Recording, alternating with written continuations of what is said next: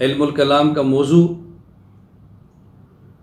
قاضی محمد اعلیٰ تھانوی رحمہ اللہ تعالی، وفات 1191 ہجری، کشاف اصطلاحات الفنون میں تحریر فرماتے ہیں: المعلوم من حیث یتعلق به اثبات العقائد الدینیہ۔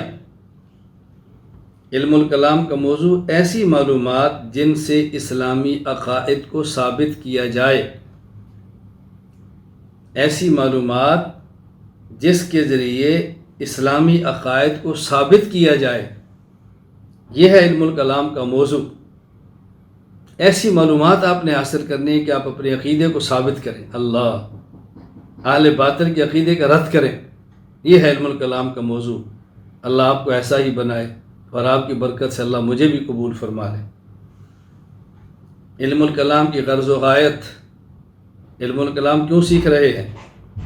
مشہور متکلم عضد الدین عبد الرحمن بن احمد رحمہ اللہ تعالی، وفات سن 756 ہجری، کتاب المواقف المقصد الرابع، وہ تحریر فرماتے ہیں: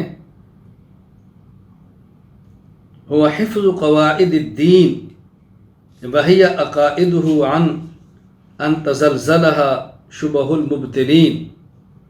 عقائد کے اصولوں کو محفوظ کر کے منکرین کے شبہات کو ختم کرنا،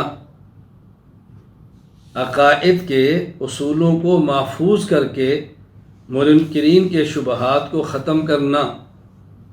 محفوظ کرنے کا معنی یہ نہیں کہ عقیدے کے اصول پڑھیں اور اس کو بیگ میں بند کر کے رکھ دیں کہ میں نے اس کو محفوظ کیا ہوا ہے، اب شبہات کا ازالہ ہو جائے گا۔